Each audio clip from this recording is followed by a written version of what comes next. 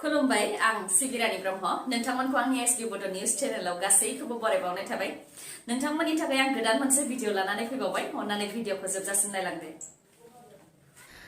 जोबोद गुदुं दुंखावनायनि गेजेराव मैयानि सानाव रायजोआव अखा हादों नाथाय कार्बि आंलं जिल्लायाव अखाजों लोगोसे गिथावना बारहुंखाबो बारदों कार्बि आंलं जिल्लानि किर'नि फिलांपि प्रिल' आरो जिंखा ओनसोलफोराव बारहुंखाया गोबां खहा खालामलांदों हरखाबै फैनाय बारहुंखाजों गेदेर गेदेर दंफां लाइफांफोरा लामा सामा आरो न' बांफोराव गोग्लैसिनदों जायजों लामा सामाया बन्द जानानै थानो गोनां जादों आरो बारहुंखा बारनायजों दंफां लाइफाङा न'आव बायसिननायनि अनगायैबो बारहुंखा बारनायजों न'नि इन्जुर आरो न'नि उखुमफोराबो बिरखारलांदों बेनि अनगायैबो मोब्लिब खुन्थिया गुबुदों जायनि थाखाय माखासे ओनसोलफोराव गोलाव समनि थाखाय मोब्लिब गैयै जादों लोगोसे आबाद फोथाराबो गोबां खहा जादों जाथायजों रावबो सुबुंनि जोखोम जानाय बा थैनायनि जेबो खौरां मोननाय जायाखैब्लाबो ओनसोलाव गोबां खहा जादों मैयानि समाव फैनाय हरखाब बारहुंखाजों क'क्राझार जिल्ला गियानिपुर गामिनि हेमन्त नार्जारिखौ गावथारनाय जाथायजों लोब्बा थानायनि दायाव सासेखौ हमबाय पुलिसा साइकेलजों दंफां थुख्रा लाबोनाय हेमन्त नार्जारिखौ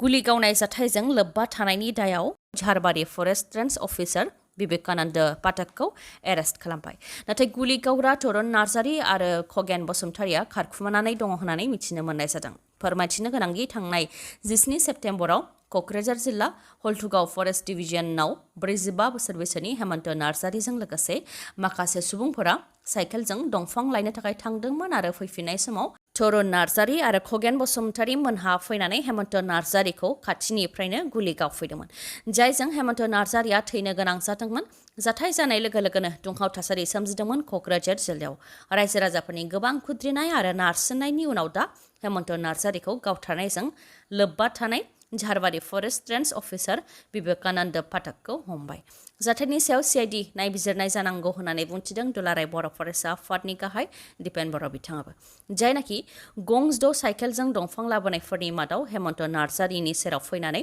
बिथांनि खर'आव गरथाम गरब्रै गुलि गावफैदों बे जाथायनि आन्दोआव माखासे खोथा दं होननानै फोरमायथिदों दिपेन बर'आ दायनिगिरि तरुन नार्जारि आरो खगेन बसुमतारिखौ हमनानै बिसिनाव सोंनाय फिननाय लायोब्लानो गासै जाथाया सोराङाव फैगोन होननानैबो बुंथिदों आरो बे जाथायनि सायाव जाहाथे सिआइडि नायबिजिरनाय जायो बेनि थाखायबो बुंथिदों दिपेन बर'आ लोगोसे बिथाङा फोरमायथिबावदों दि हाग्रा बिफाननि माखासे मावथिफोर आरो अफिसारफोरा दंफां दानफायग्राफोरजों रांनि बुजाबुजि थायो नाथाय माब्लाबा समाव दंफां दानफायग्राफोरनिफ्राय मुलाम्फा मोननो हायाबा हाग्रा बिफाननि मावथि बा अफिसारफोरा दंफां दानफायग्राफोरखौ हाराहास्ति खालामो आरो माब्लाबा गावथारो जायनि थाखाय बेबायदि जाथाया जानो मोन्दों होननानै बुंथियो बिथाङा आरो हाग्रा दानफायग्रा आरो हाग्रा बिफाननि मावथि बा अफिसारफोरनि गेजेराव सोमोन्दो थानायनि थाखायनो भारत भुटान सिमनानि साहा हाग्रा ओनसोला लांदां जाबाय होननानैबो फोरमायथिदों दिपेन बर'आ माइक्र' फाइनान्सनिफ्राय लन मोननो थाखाय गोबां आइजोफोरखौ नंखायै जुलि होदों लन मोननो थाखाय जुलि जायै आइजोफोरखौ नंखायै जुलि खालामनानै होदों बे जाथाया सोराङाव फैनायनि उनावनो दुंहाव थासारि सोमजिदों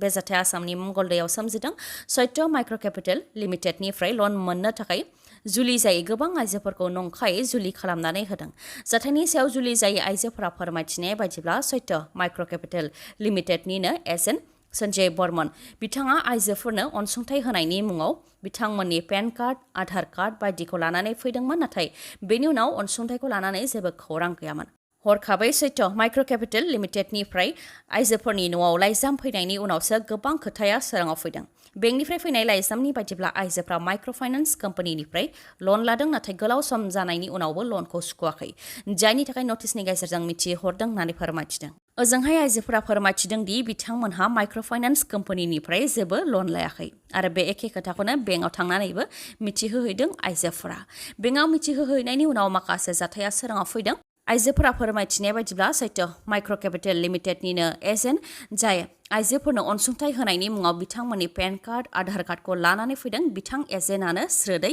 आइजोफोरखौ गुबुनजों जुलि जानाय दिन्थिनानै लनखौ दिहुनदों नाथाय बे लनखौ एजेन्ट सन्जय बर्मनानो लादों ना गुबुन सुबुङा लादों बेनि सोमोन्दै दासिमबो जेबो मिथिनो मोननाय जायाखै होननानै फोरमायथिदों आरो जाथायनि सायाव पुलिस थानायाव एफआइआर होनाय जाबाय होननानैबो फोरमायथिदों आइजोफोरा कंग्रेसनि दैदेनगिरि राहुल गान्धीनि सायाव बिबुंथि होनानै खैफोदाव गोग्लैदों जोंनि रायजोनि गिबि मन्थ्रि डक्टर हेमन्त बिश्व शर्मा बिथाङा राहुल गान्धीनि सायाव बिबुंथि होनायनि हेंथायै उत्तराखंडनि Udham Singh Nagar district and session कर्टआ डक्टर हेमन्त बिश्व शर्मानो सामन हरदों फैगौ 21 सेप्तेम्बराव बिजिरसालियाव नुजाथि हैनो नांगोन डक्टर हेमन्त बिश्व शर्मा बिथाङा।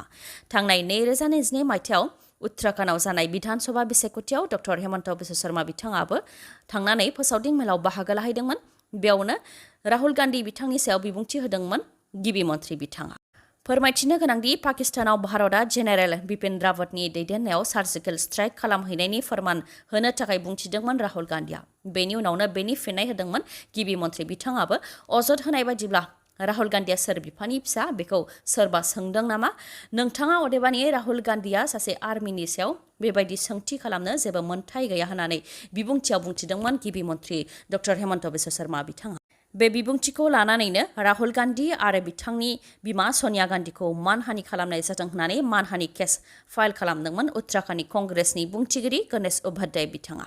बे केसनि सायाव बिथा खालामनानैनो उत्तराखन्डनि Udham Singh Nagar district and session कर्टआ डक्टर हेमन्त बिश्व शर्मा बिथांनो सामन हरदों आरो मा जाहोननि थाखाय आरो मानो डक्टर हेमन्त बिश्व शर्माया बेबायदि बुंथिनाय बेनि सायाव 21 सेप्तेम्बराव कर्टआव फैनानै खेंफुथि होफैनो थाखायनो गिबि मन्थ्रि डक्टर हेमन्त बिश्व शर्मानिसिम सामन हरदों कर्टआ। बिटिआर गोरोबथानि गेजेरजों रेहाय होनानै बर' लाइमोनफोरखौ आर्मि, पुलिस आरो पेरामिलिटारियाव साख्रिनि जि थिसनथाइ होनो गोनांमोन बेखौ दिनैसिमबो मानो होनो हायाखै? बिटिआर गोरोबथायाव थानाय गोबां दफाफोरखौ दिनैसिमबो मानो मावनो हायाखै? बेखौ लानानै रायजो राजाफ्रा सोंथि सोंनो नांसिगौ होननानै बुंथिदों बिक्रम दैमारिया। बिटिआर गोरोबथानि गोबां दफाफोर जेरै रेहाय होनायनि गेजेरजों बर' लाइमोनफोरखौ आर्मि, पुलिस आरो पेरामिलिटारियाव थिसननायनि थाखाय आरो बर' लेक्चारारनो एपइन्टमेन्ट होनो थाखाय गोरोबथायाव जि दंमोन दिनैसिम साबेसेनो थिसनथाइ होनो हाखो बेखौ रायजो राजाफ्रा बिटिसिनि एमसिएलए, इएम, एमएलए, मन्थ्रि आरो बिटिसिनि चिफनाव सोंथि खालामनांसिगौ होननानै बुंथियो। बेफोरनि अनगायैबो अदालगुरियाव एनआइटि जानो गोनां दंमोन, टंलायाव इन्स्टिटिउट अफ चाइल्डहुड मेनेजमेन्ट आरो भैरबकुन्द'आव इन्दिरा गान्धी नेशनेल इउनिभार्सिटि, रौतायाव organic university, national sports university, बाक्सायाव उपेन्द्रनाथ ब्रह्म सेन्ट्रेल इउनिभार्सिटि लुनो थाखाय बिटिआर गोरोबथायाव जि खोथा दंमोन बेफोर मानो दिनैसिमबो जेबो जायाखै बेखौ लानानै रायजो राजाफ्रा सोंथि खालामनो नांसिगौ होननानै बुंथियो बिक्रम दैमारिया। लोगोसे माजबादनिफ्राय हलंगिनि गेजेराव माहारियारि राजा लामा जानो गोनां जि दंमोन आरो टंलायाव रेल लामा बारस'ग्रा फ्लाइअभार जानो गोनां जि खोथा दंमोन बेफोरो मानो दिनैसिमबो जायाखै बेखौ रायजो राजाफ्रा सोंथि खालामनो नांसिगौ होननानै बुंथियो बिक्रम दैमारिया। आरो बुंथिबावदि बेफोर सोंथिखौ बिजेपिनावबो सोंनो नांगोन मानोना बिजेपिआनो इउपिपिएलनि बस। बिजेपिआ जि बुङो बेखौनो बुङो बिथांमोनहाबो इउपिपिएलनि इएम जिएम चिफखौ खोमायाव हमनानै जायगायावनो फिदिंनानै दोनफिनो। बिजेपि दोलोआनो राजखान्थि बा फरायसायानो जायाथों मानो खोमायाव हमनानै फिदिङो। जेराव धरना होनो थिनो बेयावनो होयो आरो जेराव थांनो थिनो बेयावनो थाङो। नाथाय दिनै बिटिआर गोरोबथानि दफाफोरखौ मावनानै होआब्ला जोंनि जायगायाव हाबनो मोना होननानै डक्टर हेमन्त बिश्व शर्माखौ सोरबा बुंनो हागोन नामा होननानै बुंथियो। लोगोसे बुंथिबावदि दिनै जोंनि मानसिफ्रा गले गले गावथार जानो गोनां जादों। बेनिखायनो खौसे जानो थाखाय बिजेपि, इउपिपिएल आरो बिपिएफनि इएम, एमसिएलए आरो आफादगिरिफोरजोंबो सावरायनाय जादों। जोंबो सानसे खौसे जागोन होननानै बिथांमोनहाबो बुङो। नाथाय खौसे जानो थाखाय जों बयबो आगान सुरनो नांगोन जाहाथे जों गोख्रों सोरखार दानो हायो आरो खनले खनले एनकाउन्टार खालामजाया आरो गुबुनजों सोबख' जानो गोनां जाया होननानै बुंथियो बिक्रम दैमारिया। रायजोनि माखासे जिल्लाफोराव 22 सेप्तेम्बरसिम अखा हागोन। गोलाव समनिफ्रायनो गोबां दुंखावनायजों हालाय हाफाय जानो गोनां जानाय समावनो मैयानि सानाव अखा हानाया बयखौबो सुग्लायहोनो हादों। मैया अखा हानायनि अनगायैबो रायजोनि माखासे जिल्लाफोराव फैगौ 22 सेप्तेम्बरसिम अखा हागोन। बोथोर बिगियाना फोसावनाय बायदिब्ला क'क्राझार जिल्लानि माखासे जायगाफोराव 20, 21 आरो 22 सेप्तेम्बराव गोबां अखा हानो हागौ। चिरां जिल्लानि माखासे ओनसोलफोरावबो 20, 21 आरो 22 सेप्तेम्बराव गोबां अखा हानो हागौ। बाक्सा जिल्लानि माखासे जायगायाव 19, 20, 21 आरो 22 सेप्तेम्बराव गोबां अखा हानो हागौ।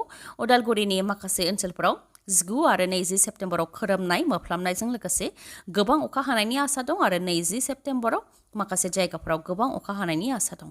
21 आरो 22 सेप्तेम्बराव अखा आरो बारहुंखा बारनायनि जेबो इसारा गैया। बेफोर जिल्लानि अनगायैबो बङाइगावनि माखासे ओनसोलफोरावबो 20, 21 आरो 22 सेप्तेम्बराव गोबां अखा हानायनि आसा दं। सनितपुर जिल्लायाव 22 सेप्तेम्बरसिम अखा आरो बारहुंखा बारनायनि जेबो इसारा गैया। बिश्वनाथ जिल्लानि माखासे ओनसोलफोराव 22 सेप्तेम्बराव गोबां अखा हानायनि आसा दं। लखिमपुर जिल्लानि माखासे जायगायाव दिनै गोबां अखा आरो मोफ्लामनाय खोरोमनायनि आसा दं आरो 20 सेप्तेम्बराव माखासे ओनसोलफोराव गोबां अखा हानायनि आसा दं। मा जागोन फैगौ लकसभा बिसायख'थियाव बिजेपिनि थोंसे आथिङा बायगोन नामा? कर्नाटकआव कंग्रेस दोलोआ देरहाखांनायनि उनाव मध्य प्रदेश आरो तेलेंगानायावबो बिजेपिनि मासिया मावग्लुंहांनो हमदों। बिजेपि दोलोनि रोजा रोजा दैदेनगिरि आरो मावथिफोरा कंग्रेस दोलोआव हाबबाय थानायखौ खौरां मोनदों। तेलेंगानायाव कंग्रेस दोलोनि जांख्रिखांनाय, जेराव कंग्रेस दोलोनि दैदेनगिरि मल्लिकार्जुन खारगे, सनिया गान्धी, राहुल गान्धी बिथांमोना जथुम्मा खुंनायाव लाख लाख सुबुंनि बाना जानायखौ नुनो मोननाय जादों। कर्नाटक, तेलेंगाना आरो मध्य प्रदेशआव कंग्रेस दोलोनि गेजेराव जि दोहौ फैदों, बे दोहौनि गोहोमा आसामावबो नांफैनो हमदों। आसामनि माखासे ओनसोलफोरावबो बिजेपिनि मावथिफोरा कंग्रेस दोलोआव हाबदों। आसाम कंग्रेसनि दैदेनगिरि गौरब गगৈ आरो भुपेन बरा बिथांमोननि दैदेननायाव गलाघाट, ठकुवाखाना आरो बकाखातआव गोबां बिजेपिनि मावथिफोरा कंग्रेस दोलोआव हाबफैदों।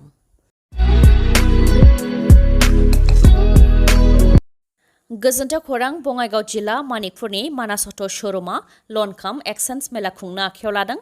फुजानि थाखाय जोबोद मोजां अफार होदों मानास अट' श'रुमाव। नोंथाङाबो फुजानि थाखाय मटर साइकेल बा स्कुटि बायनो सानदोंब्ला मानास अट' श'रुमनिफ्राय गोदान मटर साइकेल बा स्कुटिखौ बायनो हागोन।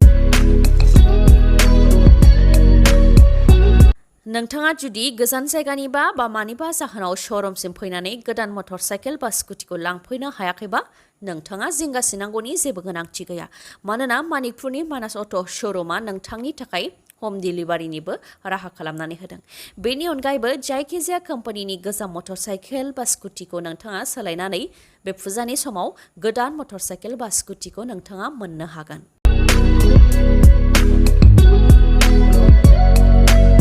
बेफोरजों लोगोसे नोंथाङा बेसेन नाङालासे गंनै हेलमेट मोननो हागोन। जायखिजाया गारियाव टेंकि आबुं जाजासे थाव मोननो हागोन आरो गोबां खाबुफोरखौ नोंथाङा मोननो हागोन। फुजानि थाखाय गोदान मटर साइकेल बा स्कुटि बायनो थाखाय नोंथाङा थांखि दंब्ला बेनो नोंथांनि थाखाय साबसिन खाबु। नोंथाङा गोख्रैनो मानिकपुराव थानाय मानास अट' श'रुमनिफ्राय गोदान मटर साइकेल बा स्कुटिखौ बायनो हागोन। माबाफोर मिथिबावनो हास्थायोबा 9101272776 नङाबा 7002601255 बे नाम्बाराव खौरां लाहरनो हागोन। गोजोन्थों।